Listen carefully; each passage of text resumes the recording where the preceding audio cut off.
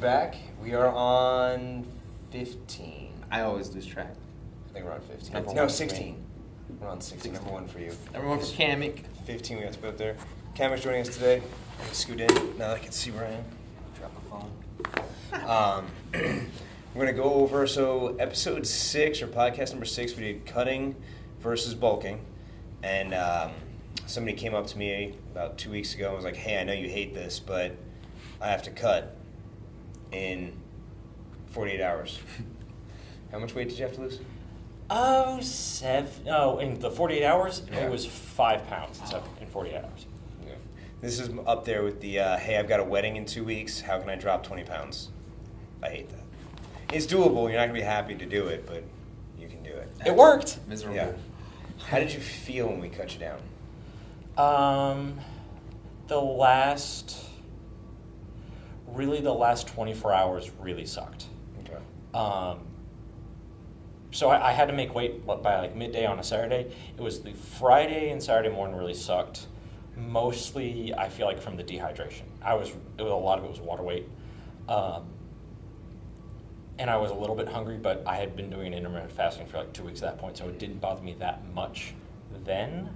It was mostly the dehydration, mild headache, and a lot of anxiety because it was for a competition, for my first time competing in something. So it was honestly not that bad looking back on it. Yeah. Really just the stress of making the weight was worse than the actual cutting itself. And the 2 weeks of intermittent fasting before that Helped. It was normal. I actually felt almost better during the intermittent fasting. I was also taking a shit ton of fish oil and curcumin, Yeah. so I felt pretty good. And I'm probably going to go back to that once Christmas is over because holidays. Yeah. Yay. Are you going up to Canada? I am, yes. Okay. When do you leave? Next Friday, a week from today. Oh, okay. Oh, so you're literally how long are you gone for? A week. Oh. I fly up this week from today, and then I fly back following Friday. That's awesome. How did you feel your performance was after the cut? Did you feel as strong? I felt slower, a little bit slower. I felt about as strong, a little bit slower, but about as strong. A little bit lightheaded because I was very dehydrated at that point. Like after I had made weight, like I had to make weight below 167.5. I was like at 166.9 or something. After drinking a bunch of water and Pedialyte and UCAN, within an hour and a half, I was up to 174 again. So all of that just got reabsorbed. But also a little bit of the lightheadedness, and I think a little bit of weakness was also because I nearly had a panic attack right before I stepped onto the mat. Yeah. That's definitely probably it. Yeah, so for sure. That doesn't in help. all honesty, I don't think the cut really affected my performance beyond mild dehydration reasons. In all honesty, I didn't feel like death. I didn't feel like I was dying. I felt relatively comfortable outside of stress, which was way up there. So we had talked about that in the whole cutting versus bulking thing and how people are, obviously you try to get to a weight class. When you're trying to get to a weight class, it's for performance because you know you're going to perform better. You're more matched up against those competitors. But the big thing is you have to be able to hit weight. You have to not lose performance. I was actually watching something on cutting for MMA Monday, and it goes back to what we talked about with lifestyle and everything else. The guy who was talking about it, Mike Dolce. Yeah. Yeah. Do you know? Him and George Lockhart happen to be Yeah. the top two. Right now, it's really Lockhart who's on top right now, but Yeah. Dolce has his own little system too. Yeah. But it comes down to the same thing. Like it's lifestyle. So what is your body fat right now? What the in-body today said 13.7. And a month and a half ago, it was, before I started cut, I was hanging around 17. Okay. So the cut definitely burned a bit of fat as well. What is your body weight, or what was your body weight then? Before the cut? Before the cut.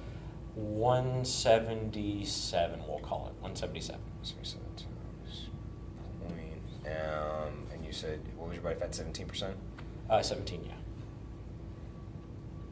That's not the right way. 0.17. Yeah. Numbers, Times Anthony, numbers. I divided it by I saw 0.17 that. at times. No, 83. Because that's how you get to the lean mass. Yeah, that's right. So the lean mass was 146. And what did you weigh in for your competition? At the competition, I weighed 166.9. Okay. So basically, had we started sooner, think about 6 weeks out, we actually could have cut body fat, and then you wouldn't have had to. So where you are right now, so that was for 146 based on your starting weight. Where are you right now? Right now, I stepped on the scale with clothes on again, 173.4, I think. And you're at 14%? Yeah, 13.7, 14. Margin error, all that. So basically, you're up 4 lean pounds. So you're up to 150. So if we had to cut you down, it would be a lot easier to cut you down if we start. So when would your next competition be? February 11th. So if we hit your wheels touchdown in San Antonio Friday the 30th? 29th or the 30th. Okay. One of those 2 days. 29. Well, it has to be, yeah, because it has to be the 30th is a Saturday, because Sunday is the end of the year. Yeah, and the first is Monday. It's crazy. Mhm. We're there That's already. very interesting. And lands on Monday. Which means New Year, New You. We'll have that one up that week, because it's Monday, it's the first day of the week, everyone's got to come in and hit the gym that day. We won't be busy at all. Definitely not. So, at all. and the weight you're going for is just under 170? With my uniform on, I need to be under 167.5. 167.5. Yeah. Yeah, See what you're so- saying though. Yeah, so You it's just lean them out, and there's not even a cut. yeah, because Yeah. when you think about performance, like, and that's why we asked the question at the beginning, like, how did you feel? You know, how was the cut? You know, you were more anxious because of this, that, the other thing. If we think about the fat-free mass on a body, and this is where you start to see it a little bit more, and this is exactly what we talked about in that podcast, and I probably said the exact same thing. Powerlifters, strongmen, they're starting to look more like bodybuilders. They're getting rid of the weight that doesn't matter anymore, because if you have somebody who's 200 pounds and somebody who's 100 pounds, and they're pulling the same weight, yeah, they're in different weight categories, but why have the extra 100 pounds of fat mass if that's going to inhibit life function down the road? Yeah. So if we look at not even cutting 10 pounds from where you are right now, really, we would just basically have to strip out 5 pounds of fat and then maybe 5 pounds of water. Which, If we had to do that. And if we had 6 weeks-ish to do it, we could do that a lot easier. Oh, yeah. Because Well, we will be doing that. yeah. So I think I still have it saved on here. 'Cause I have the protocol. Do you still have the protocol if I don't? Remember what I gave you? I remember most of it off the top of my head. You had me eating my regular diet, which was mostly paleo style, carbohydrates and vegetables, healthy protein sources, at my RMA data calories. Shied away pretty much away from grain-based carbs. I was doing intermittent fasting. Eating window was about noon to 8 p.m.-ish. A little bit of wiggle room Mondays, but I typically stayed within that. I was doing 10 grams of fish oil, 6 grams of curcumin, along with performance multivitamin, and calcium and vitamin D. Awesome. So big things that we would change having more time, vitamin D out in the sun, because it'll actually cause you to sweat more, which will drive that inflammation down more overall. Because we've got 6 weeks to do it. A 30-minute nap in the sun, assuming you don't burn. Ideally, do you burn? After probably the first 3 or 4 days, probably not. So a 10-minute nap in the sun. Start with 10 minutes. Start with 10. Build it up. Because we have enough time. What that'll do is help to draw some of the water out of you. So it won't be like 2 birds, 1 stone. Because it won't get the same benefits of the sauna, but it'll allow your body to de-stress a little bit. It'll get more vitamin D in there. It'll be absorbed faster. You'll be able to actually get ready quicker. So, and then on top of that, the insulin sensitivity and everything else goes up. You're already eating paleo, so you're good there. If you're doing it outside here, that'll actually knock out the ice therapy that we talked about, or the cold therapy that we talked about, because you're going to be exposed to the cold. And that'll actually cause circulation to go up and fat utilization to go up too. And we talked about that in the hot versus cold, because people don't want to be cold. It's the easiest way to waste energy. Yeah. And I mean, I don't think you've ever experienced, but I know we talked about it because Dave's from Canada. Yeah. I don't know if we said that. Maybe we did. Maybe we Mhm. didn't. But growing up, like, you would go outside for like 10, 15 minutes and play. You'd come in and be like, Exhausted. yeah, because like after the first snowfall, you're outside, you're rolling around, you're doing all sorts of stuff. You're like, how am I exhausted? Dude, you're right. You're so cold, you're generating so much heat. The next day, you're out there for like a half hour. You come in like, And then after a while, you're capable of going outside and playing for a while before you're like fried. Then you come home and you're like, I'm starving, I'm gonna go pass out. Yeah. Now there is one important thing there, is that you're active in the cold. Mhm. If you're passive, you're just taking a nap in the cold, you actually go into a lower calorie level as your body tries to keep itself alive from the cold, and you actually decrease your metabolic rate. So you have to be moving in the cold. Yeah. So hanging out in an ice bath, good for recovery, maybe not calories. Swimming in a cold pool, that'll burn some calories. Yeah. A lot of calories. I did that yesterday morning. Is that what you did? Yeah. Oh, it was freaking obnoxious. Because the pool outside's no longer heated. And after that snow, I walked out there, and I walked out every 30 seconds. It was a couple inches higher. So I walked out to my ankles, 30 seconds I walked out to my knees, 30 seconds I walked out to my hips, and then after that I had to like kneel into the water. It was like a squat. Oh, it's like a partial squat. I was like, oh, I just don't want to. And then you just got to rip off the Band-Aid. You're like just under. dump Yeah. yourself. Oh, it's brutal.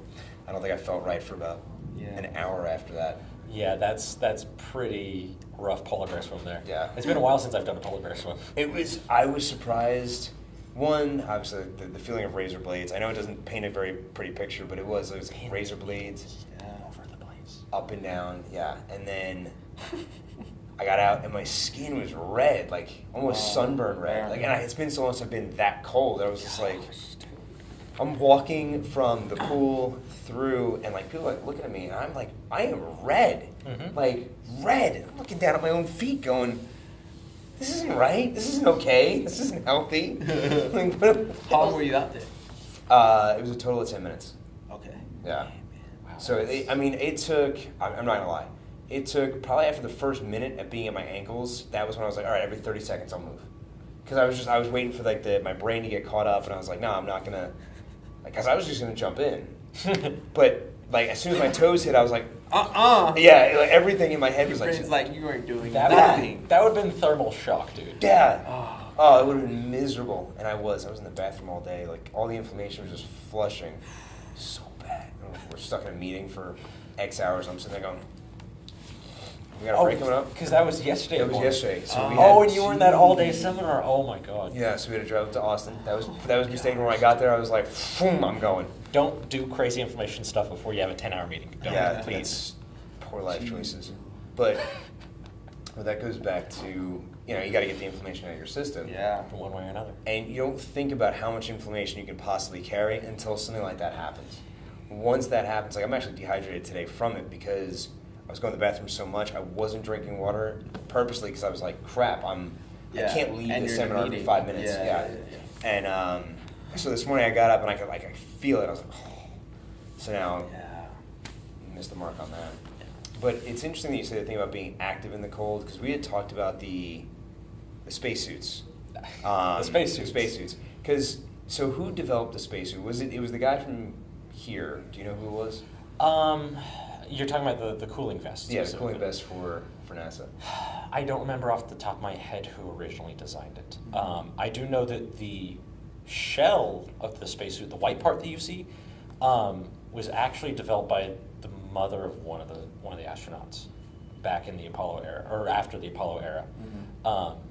And I can send you the name of the specific person, but really there's a group of kind of like how flags were originally made. There's 3 or 4 women in the American Revolution. Kind of the same thing for the first big white spacesuits that went to the moon.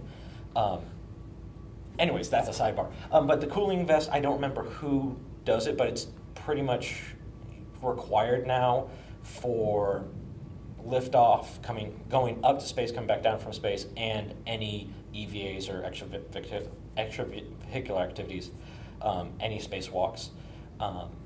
And they're pretty much like you get a dry fit shirt and you put little tubing up and down. If you've seen The Martian and you see the little shirt that Yeah. That's right. Mark That's Wahl- right. Mark Wahlberg? Matt Matt Damon. That's pretty much exactly what it is. They didn't really fake that, and it just pumps controlled water through the suit because it's not just you think, oh, they might get hot because they're in the sun, right? And there's nothing blocking the sun, so the spacesuit gets hot, and it does. But when it goes in the shade, it gets incredibly cold. I want to say, and again, I might be making this up, I want to say it's a temperature difference of over 180 Celsius. Yeah. difference. Jeez. So Yeah. you can Oh, go from gosh. literally the exterior of the spacesuit burning your Yeah. skin to it potentially causing frostbite. Yeah, that's nuts. So it acts as like an insulator as well. It does. So that's against their skin. They have another suit that's a bit of an insulator, kind of like long johns or long thermals. Got you. And then they have the shell, which is actually not custom made. The white part of the, Yeah. actually all the spacesuit All the same. is small, medium, large. Huh.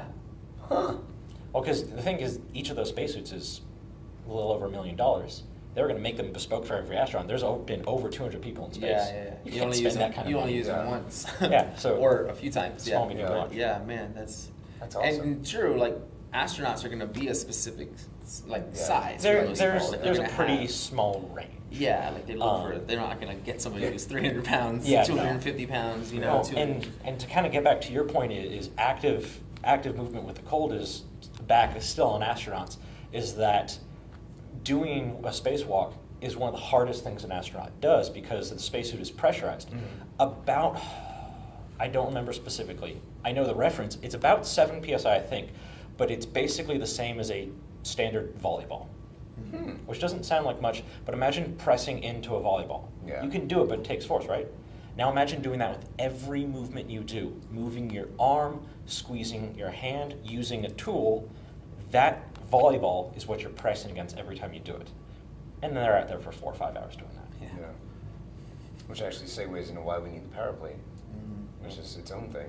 Because even though you're doing that much work, that's where the power plates came from. So those of you guys who are members of Lifetime, we have this giant vibrating plate. Expensive This is machine. Expensive, yeah.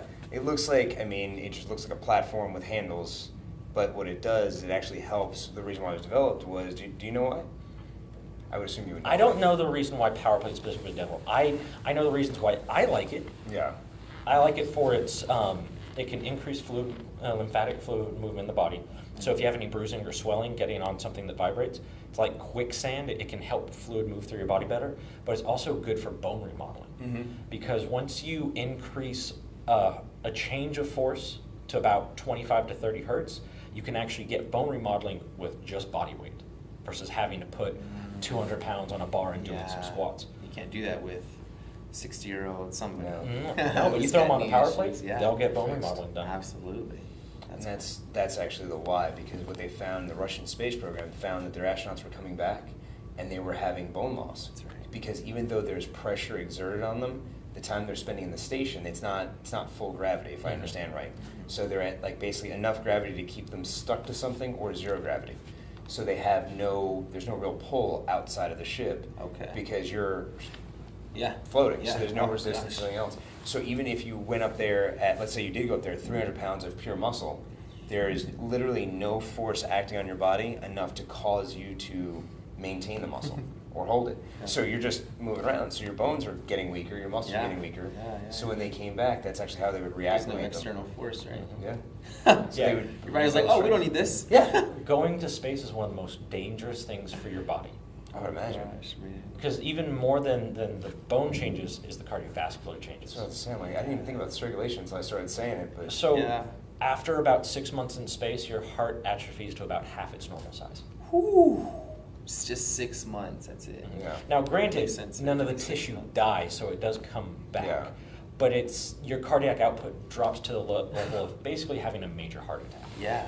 So when you think about that, that applies to the people that are actually at home. Because I posted the Oh, other yeah. thing the other day about how if you miss a day at the gym, you're fine. Like, don't freak out. Mhm. So 6 months in zero gravity, you will actually start to see cardiovascular changes that are significant. Now, do you know what it is after like a month by chance?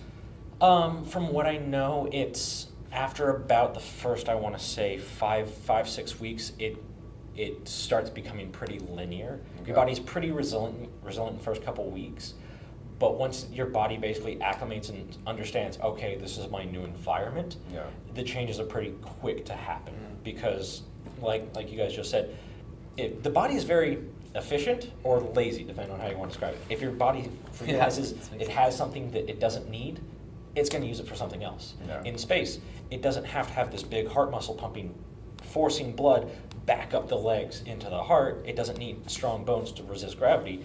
So it's going to use things that supply that for other things. No. And so it's pretty drastic and quick. But as far as the short-term timetable, I don't know. But you would see adaptations within 2 weeks. They would just they'd get pretty drastic up until about 6 weeks, and then you'd kind of have a linear Drop off. degeneration, which you do combat with. They do exercise up in space, not enough to simulate anything near a normal environment, but enough to stabilize them. And this next statement is coming from my brain and my brain only, but I would imagine if you spent longer than 2 years in space, you probably couldn't come back to Earth. That your body would be just at a point where you could stabilize and live in space, but coming back to Earth, it would be incredibly traumatic. It's such a high rate of adaptation that your body may not actually be able to That's come back. why they're asking for people to sign up to go to Mars, but you don't come back. Yeah, no, right. Yeah. So yeah, There's something like that happening, right? There's a Legit, couple people. You can sign up for So- this. They're asking for like 400 or 500. I don't know what. The So number is. NASA doesn't want to do it because NASA doesn't want to kill people. Which but- we're thankful for. Yes, Well, it's a which one-way we're happy. trip. It's like a. It is. So the two problems are, one, getting there. We can get you there. Getting to Mars is not an issue. We can get you to Mars. Getting you back from Mars is an issue because, well, it takes a lot of fuel to get there, right? Yeah. The fuel has weight. Yeah. All right. We're not gonna. We can't take all that fuel with us to come back. Yeah. So until we figure out a way to make fuel there, we ain't coming back. Yeah. Second is that it takes a long time to get there. Your body would adapt over time, and then you'd adapt to the Martian environment. Coming back would be, again, body degeneration through space flight, and then landing back on Earth. I just think it's funny that people were really wanting to sign up for this. Like, they got a ton of people who signed up for this. I'll go. And not come back? But Die wait- up there? Like, but legit, wait. you say bye to Stefanie, you say bye to all your Oh, cats. fuck, I'll bring her.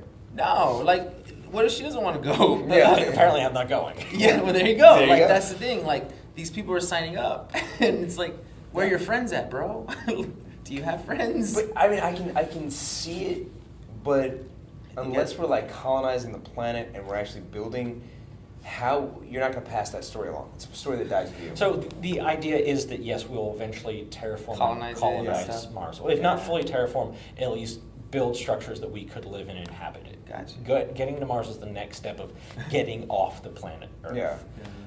We may not see that actually happen, but I think eventually we'll get to that point. But we got people signed up for it Already. Hey, if they're ready to go, Send them. I mean, the few and the brave. Yeah. When I heard that, I was like, whoa. I mean, because crazy. conceptually it sounds awesome. Like, I mean, it really does. Like, it sounds like, I board me up. I'll be back in like 6 months. Let's do this. But you don't come it's back. Not, I know that's what I'm saying. It's not a 6-month trip to get there. Like, they legit Is tell it, you, wait, now, it's how a long is it? one-way Is it trip. a year? All right, so a lot of it depends where the planets are at the time. Yeah. Okay. Oh, Because that's our so true. You're our right. orbits around the sun are not synced up. Yeah. So there can be good times to go and bad times to go. It's kind of like traveling season for like hurricanes. Yeah.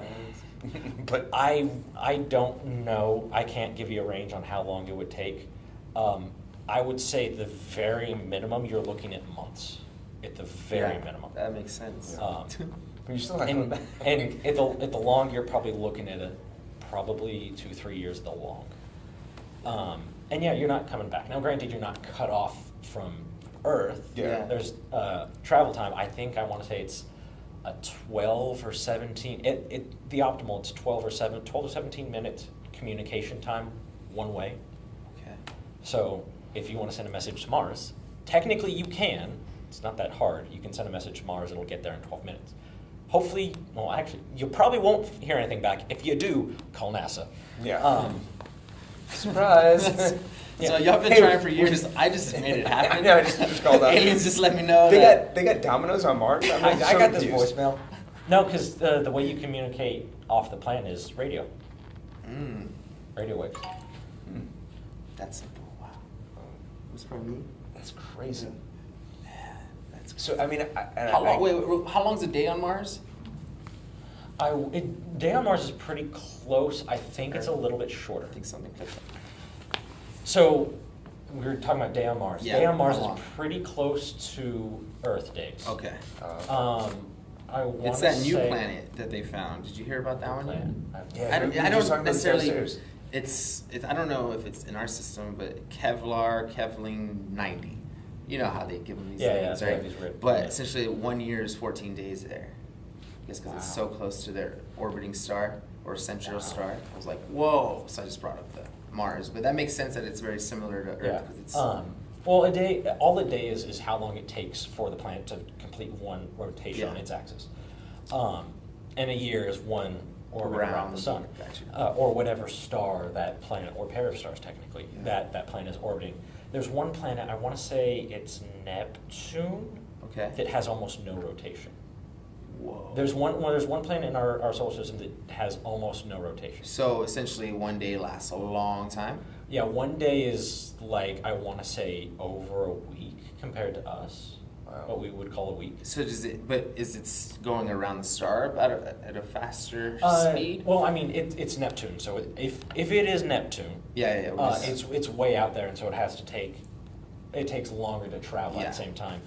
Man, that's From- dude, that blows my mind. When Yeah. we saw those movies, the Matt Damon movie, and then Interstellar, like when they come back and they're totally different age, or Yeah. like they're like still not aged, and then everybody else is 80 years old. So about the movies and how their bodies react is that both those movies were very accurate in their own ways.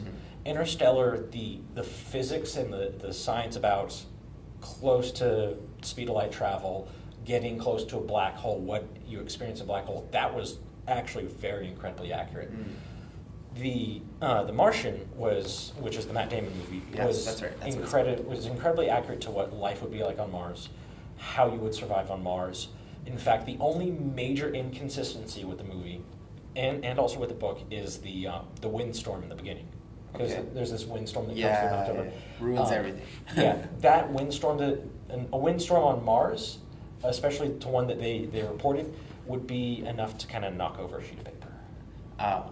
Because there's almost no atmosphere there. Gotcha. You can have 300-mile-per-hour winds, but it's not pushing any material. It's not pushing air particles at all. Oh. And I so you wouldn't really see. blow Not the something same. over. Like that makes sense. But if that's the biggest issue of everything else in that movie, I mean, how that they're- whole potato thing and how that was super technically smart. possible, yeah. Super cool movie. Yeah. It made sense. So, I mean, I think we've all taken like bio, at least one bio class. But he made fertilizer out of the fecal matter. Mhm. Yeah. I mean, And specifically, it was the bacteria in that fecal matter that Yeah. really made it work. Yeah. Because without his own kind of flora from his gut, that doesn't happen. You can have the most fertile soil you want, but if it can't maintain it, he could grow maybe one cycle of half-grown potatoes in healthy soil. Yeah. But if it can't be replenished with bacteria, that's it. yeah. Because we had a farm, a small little farm growing up, and we had horses. Mhm. So we would literally just plow it all up, Mhm. take all the horse manure, put it in Yeah, a pile. makes And we perfect did, before I knew what we were doing, we were doing rotations. So we would literally like pile all the manure in this like area and let it sit there for the entirety of the year. Mhm. And we have a garden over here. The next year we would plow all that down, and then we just switch back and forth. Yeah.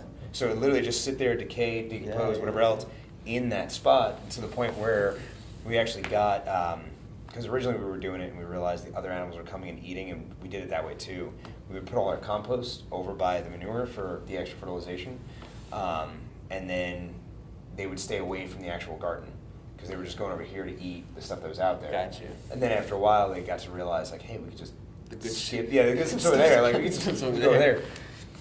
So we ended up putting we actually got a composter, which was really interesting because it was like a giant black dome, and all you did was take the top off it, and it was weird whenever you open it because it would steam. Mhm. Because it's just a black dome in the sun. So when you think about it, food's rotting, food's decaying in there, food's breaking down to put nutrients into the ground. Mhm. Yeah. So you'd have like a pile of poop, and then it was an amazing smelling thing. I was Oh, gonna- yeah. It's glorious. Yeah. Yeah. So when I saw him do that in the movie, I was like, and Katie's like, would that really work? I was like, yes! I've actually seen that happen in Yeah, real life for the that's- most part. And she's like, do I want to know? So into Yeah. that movie. I was so into the movie. Yeah. I couldn't take my eyes. I was just like, gosh. I've seen Yeah. that movie How many times? an unhealthy number of times. Double digits. That's great. It was by far my movie of the year. I read the book twice. I'm a space nut. I'm a science nut, and so Yeah, it's right up your alley. Oh yeah. You prefer that one over Interstellar? Yes. What'd you like about Interstellar? I'm gonna ask you some questions. I liked a lot of this. Like I said, the physics and the science are really accurate. For an example of how much of a science nerd I am, I'm getting my graduate degree, but I need a couple of elective courses. I'm thinking of taking graduate physics for fun. There you go. So, Interstellar, I like the science. I also like Matthew McConaughey. I think he's a good actor. And I thought it was interesting how they used potential fourth, fifth dimensional topics. But like I said, like one of the big concepts of that movie was time dilation because you're close to a black hole. They look at 4, I think, planets close to a black hole for potential re-inhabitation because Earth is dying. And time moves differently because you are closer to that black hole. Google general relativity, Einstein, you'll get a quick course on it. But basically, the faster you move or the closer you are to a black hole, the faster time moves at a different rate for you than everyone else. And so they were close to the black hole. They were very close to what's called the Schwarzschild radius or the event horizon. So a little bit further and you don't come back. So they're very close to it and their spaceship is way, way back out in orbit. Time is moving a lot faster for them, and I think it was something like It's crazy. 27 years for, I think, like 3 or 4 hours on that planet. That's right. It was something ridiculous. Yeah, and it's kind of hard to wrap your brain around that. They did a good job of showing it because they made the guy that was on the spaceship in orbit. They made him look much older, and that's exactly how that would happen. The faster you go, the slower time moves for you. So if you want to travel into the future, you just have to go near the speed of light,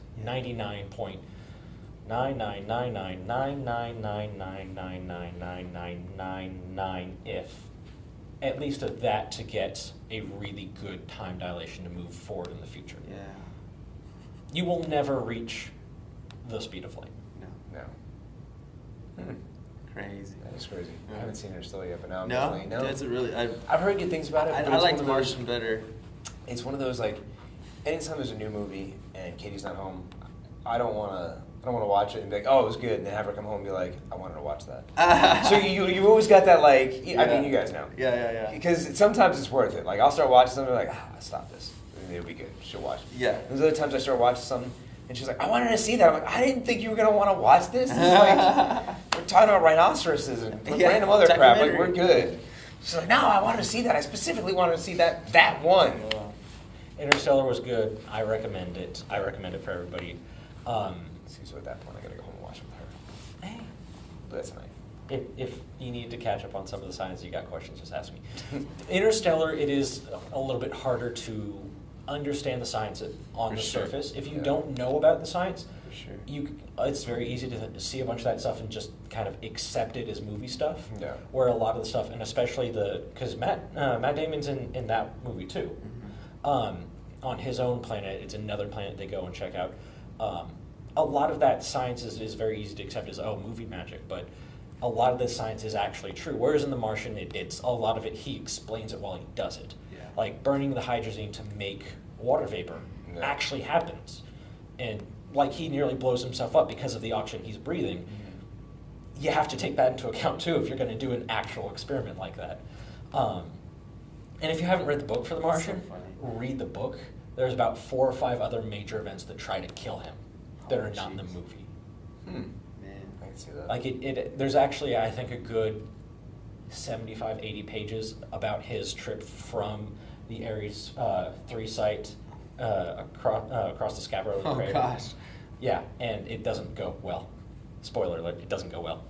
You could have seen that coming. Everything on Mars wants to kill you. Yeah. that makes sense. Yeah. Because I remember watching the movie, I was like, it's gonna be kind of hard. He's talking about like how far he's gonna go and everything else. I'm like, math doesn't even add up close. Like, yeah. Yeah. Crazy. So, Don't go to space if you don't want to die. yeah. So just So don't sign up. don't sign up. Don't sign up for Mars.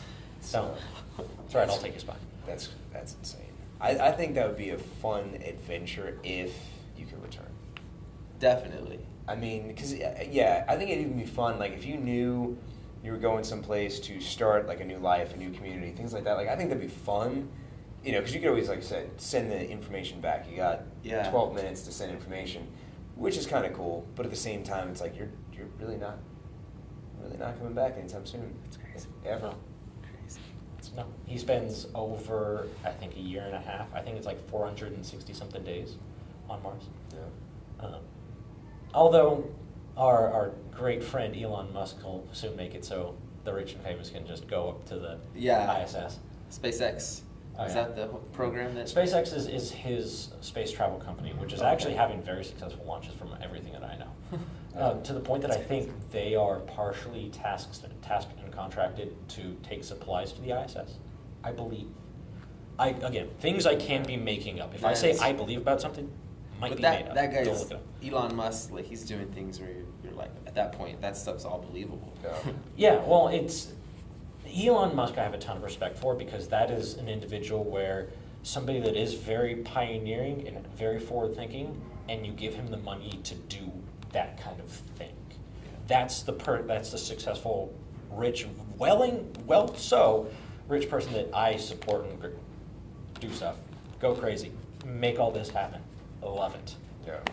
Well, I know we were talking about getting solar panels, and he's got his solar panels coming out, I think, February. The rooftop The ones. rooftop. They're basically cheaper and cheaper, everything. resistant to hail, resistant to damage. Like Yeah. in the video, he actually takes a hammer and just Smashes good break. and nothing happens. Yeah. So I found that video right after we had that big hailstorm last year, Mhm. and because I was like, well, I had thought about getting solar panels, and then of course we don't have hail or anything, things like that normally. Then that happened. I was like, huh. Hell, and then we then- got snow. Yeah. Times So, are changing, Anthony. I know. You might really need them. We're going to Mars. It's good. And they sell the battery. Yep. It's like a fridge. It just goes in your wall or somewhere in your house, and it stores all the energy. Yeah. And then you got it for much, much cheaper. Yeah, I think that's the rate. That's where we're gonna go because it makes more sense. Way more sense. Well, the biggest issue right now with batteries, lithium ion being our main battery for that, is that capacity, speed of recharge, and how long they last. Yeah. Those are the three big things. You solve those three things, and I have a feeling one thing's going to fix the speed of recharge and capacity. You fix one of those things, and suddenly it goes from being this kind of yeah. novel thing to being, okay, this is how the world runs. This is Yeah. usable. This is more efficient. Yeah. I mean, 'cause- how long does it take to recharge? Do you know? I don't know. I don't know about the home battery. I don't. What about like a car? I think their primary economy car, I want to say it's the Model 3. Yeah. Just, About $30,000, something like that. Takes about 19 hours off of a wall outlet for a full charge, I believe. but that lasts. I want to say the range is Sick. 250, 270 miles. Now, for example, we're here in San Antonio. If I want to drive to Houston, I can drive to Houston, but I can't drive back in You the gotta same day. charge it and then Yeah. stay there a day. Yeah. And that's where the issue with the vehicles is the long distance travel. Yeah. It's not necessarily inner city, because if I get one, I can drive to work and drive back, and okay, Absolutely. that's less than 10% of the battery. That's Yeah. fine. It's long distances. If you want to drive to New York, Yeah. okay, that's a multiple day trip because You you're need the driving rig. a couple Yeah. hundred miles. You need to get the semi rig that they just came out with. Yeah, and which you Does bring that that go up. 600 miles? They I think said I saw. I want to say they said 500. Okay, it was crazy Yeah. though. But it still need to make multiple stops because it's 1940 something. Yeah. Yeah. So How many miles Well, is it to New Nine- York? yeah, 19. Oh, 19. What, Oh, okay. what I'm expecting kind of the shipping industry to do as a whole is to begin making, because the 18-wheeler trailers are removable. Yeah. I mean, you see the cabs driving around all the time. Different ones just go on there. I expect them to start making those shipping boxes with solar panels built into the top, That makes so they sense. can refuel the cab while it drives, because That that's a makes lot of sense. surface area. Yeah. And for most of the just time, to be just a Yeah. wall. It should yeah, be used as and something else. for the most time, they're driving in relatively open ground. They're Yeah. not driving 500 miles completely covered by something. Yeah, absolutely. So that I'd imagine that would extend the range by probably at least 10%. Yeah, 'cause you're sitting in traffic. Tons. Like, think about that. You're sitting in Yeah. traffic for like 2 hours. You're just basically recharging the whole thing while you're sitting still. Mhm. It seems. And if you park anywhere to have lunch, Pepsi leased out a whole bunch of those rigs for Yeah. 20,000, or they bought them for 20,000. They got this Oh, yeah. heck of a deal. For 20,000. insane. That's so awesome. So you're gonna start seeing Pepsi's. but I think what's cool now is we also have the charging stations like right over here, Mhm. which I'm sure they're gonna start. Where popping in up. Lifetime? No, Oh, they're is this- by the Palladium. Yes. Like, right Yeah, before yeah, you yeah. play. No, if we had them here, then I was like, whoa, I haven't seen them, but yeah. Which I'm sure we should get get 'em. some. I'm sure. Yeah, we'll get them eventually. Yeah. They'll be in the diamond spots. Yeah. that makes Yeah. total sense. Yeah. Diamond member, Yeah. electric car. Here's your Well, they'll even put it on like the backs, or not the backs, but like the front Yeah. entrances. Yeah. Freaking amazing. Nuts, man. Yeah. Did you see the van or their SUV? Mhm. It raced Spider car. That Spider car that goes Mitsubishi through. Spider? No, not the Mitsubishi. It was something else. But it was Yeah. something crazy. Raced it, tied it, right? But not only was it had a trailer with that same exact car on the back of it, and it still tied it. Well, here's the thing, is that doesn't surprise me at all, because we look at internal combustion engines Yeah. / rotary engines, because that's what most people use for their cars. Yeah. Cars that burn gasoline. We measure their power in horsepower, right? Horsepower is a very poor example of true power of an engine. What you want to look at is torque, specifically torque at the rear wheel or whatever drive axle is in a vehicle. That's going to be your better torque. It's better power is that torque, which is be able to develop power no matter what. They'll still rate it at like torque at a certain RPM or whatever. But electric engines have insanely high torque compared to internal combustion engines. Their torque value does not change at any RPM, whereas an internal combustion does. It needs a certain RPM to function well. Yeah. That's why you don't go into third gear at a stop. You Yeah. have to go to first to second to third to fourth to fifth, sixth, seventh, and if you have some German cars, then eighth. But an electric car, most of them are one gear. It's one engine. It's just one thing that spins. It's like a power drill. And it has incredibly high torque from the beginning. That's why the semi-trailer can, even with a full load, can go 0 to 60 in under 6 seconds with a fully loaded trailer, because it has all its torque right there from the beginning. Yeah. That's insane. It's crazy. 'Cause I They just know gotta fix all those little things. and then it's. Yeah, because I Yeah. watched the video Super where it was friendly. I can't remember what Tesla, but it was versus the Nissan GT. It was like all the high-end cars like raced. Tesla beat them all. Yeah. And what they said is there was the potential, because of the distance they were traveling, I think it was a quarter mile, the potential for some of the other cars was there to beat it had they gone 3/4 of a mile to a half mile. Potentially. But, a yeah. lot of, so where the internal combustion engine wins is at those high-end gears. It can Yeah. potentially reach a higher top speed Mm. because of the horsepower. You get a little bit more power at the top end. Yeah. But also at that point, you're also playing into aerodynamics. The faster you go, the harder it is to go faster. Yeah. Kind of tying back into the wind on Mars. Mhm. Depending on how dense the air is, the more air there is, the harder it is to push through it and go through that. And you really notice that when, especially in planes, the sonic boom Yeah. is when you finally punch kind of through that. And you can actually, right after the sonic boom, it's a little bit easier to go a little bit quicker, right past like at Mach 1.1, 1.2. You can kind of get a little bit more speed up as you keep going, but it's still incredibly hard. I don't think we'll see... What's the record? Fastest speed? Fastest land speed? Mm-hmm. I know where. I can almost guarantee was at the Penaroo Salt Flats out in Nevada. But I know that there's been a land speed record of over Mach 1. Yeah. I definitely. know that someone has broken land speed record Mach 1. I think it was a jet style powered I think engine. so. I don't think it was a standard internal combustion engine, but I'm almost certain that there's a land speed record over Mach 1. I might be making this up. Well, I know the record's been broken. I 1.6. just wasn't sure how high or if there was anything I higher. since. want to say 1.6. Have you seen that movie Rat Race? Yeah. So I Oh, think yeah. at some point in the movie, there's a gun that goes off a bullet, Yeah. and they happen to be trying to break the record at the same time, and the bullets go right there. He's just like, whoa. That's gotta be true. It's the dude who actually gets in there. That dude who falls asleep. Mhm. He Mr. somehow, Bean. yeah, Mr. Bean. There you go. And he wins. Oh, jeez, that's crazy. It's a lace. He would just fall asleep. Narcolepsy. Nice, crazy man. So we should probably talk a little bit about how nutrition functions.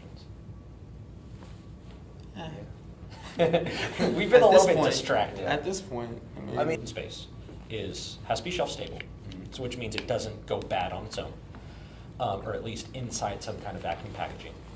And you can't cook it. There's no way to cook on the space station. You eat food one of two ways, three. Either straight out of the package the way it is, not super common, or you rehydrate it with either room temperature or slightly warm water. And it's not even close to boiling. I want to say it's like 98-degree water. And so that's the three ways you can prepare food. And it's really that cooking / shelf stable, those things kind of come together to really narrow what you can do. Not a lot of multi-ingredient dishes. Yeah. But you'd be surprised. I want to say that the Food Science Division of NASA says they want to get pizza on the ISS by the end of 2018. But I mean, they have regular food. I mean, they have green beans, they have corn, they have all sorts of protein stuff. Meatloaf is a big hit up there. Sauces. I mean, you can take sauces, condiments, ketchup, mayonnaise, salt, pepper.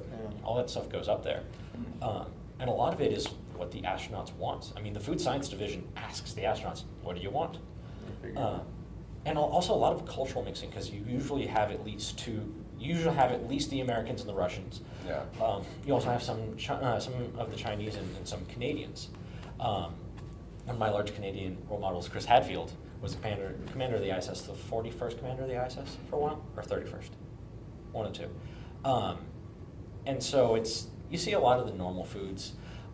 Liquids are a big issue, because microgravity. Yeah. You've all seen the videos of like the towel squeezing the water just stays around. Which I'm not going to go through it. You can Google this. I'll tell these guys later. But Google Chris Hadfield's story about him crying in space. Terrifying, but really kind of cool.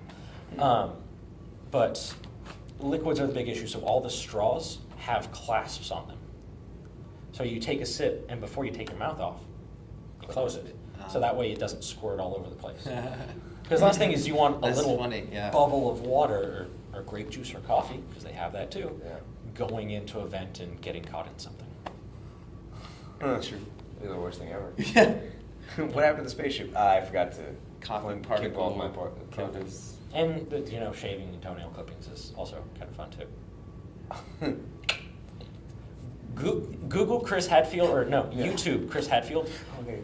Bunch of videos about like the small little things in space, like toenail clippings, like shaving, like eating, all sorts of getting sick in space. He's got one on that. So That'd be fun. it's actually not as. All right, I'll do that one real quick. It's not super intricate. They've just basically got a sick bag. So they throw up into the sick bag. They've got a special wipe to close it up, and then it goes in a specific bag because it's a biohazard. Yeah. But they're not going to just put it out the airlock or anything. They have a container it goes in that they bring down whenever they do a resupply. So that one's not super exciting. They just make sure you close that bag too. Is that a green bean? What? Whose green bean is that? Yeah. Surprisingly, it doesn't happen. You don't get sick in space too often. Every time, so they go up in triplets and threes, and anytime one of those three goes to space, there's always a backup crew. So if one of them gets sick, somebody can just instantly hop in and they can still go on the mission. Or at least that's what it was as of a year ago. I haven't been super up to date on it lately. So Guy is sick, guy B's in. contrast and cutting. Yep. A lot of space talk. Go back and listen to this or watch this at the computer. Google a lot of this stuff. Yeah. And then after space, we talked about farming and Tesla and back to space. Yeah. Space. That's where we're The going. final frontier. Oh, Oh, and Star Wars came out last night. That's true. Yeah, I'm watching So- it tomorrow. So space and Star Wars. Go see Star Wars. Which is space and light years and light speed. Light speed. Light years. Oh. Well, remember, light years is a distance. Okay, light years is a distance. It's how much the length it takes for light to travel in 1 year. It takes 8 seconds for light from the sun to come to Earth. That's crazy. Which is, wait for,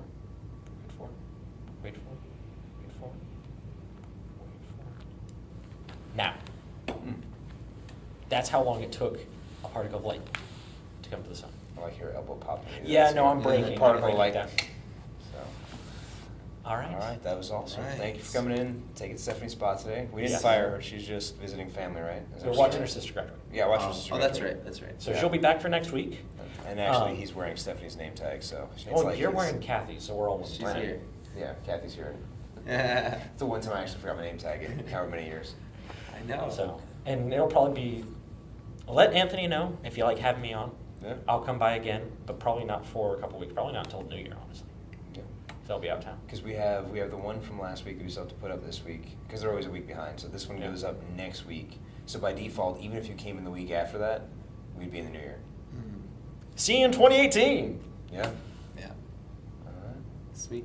All right. Thanks for watching, guys. Laters, Remember, guys. like, share, subscribe, follow, all that stuff that's down Comment. there. Right Comment. there. Normally I put Stephanie's link to her YouTube. Do you have a YouTube? You have a YouTube. I don't have a YouTube. I do have an Instagram. It's not super educational. It's more kind of my life and what I'm doing. But if you want to follow me, you're more than welcome to. Yeah, You 'cause I'll send put me that space underneath questions. your name, like I put Stephanie's. There you go. There you go, right there. Yeah, right there. That's actually the cool part about that one because we can see where I'm pointing to, what's going where. Yeah. So, All right. all right. Thank you guys. Laters. Thanks for checking us out. If you like this, go ahead, like it, share it, subscribe. Check us out on Facebook and Instagram.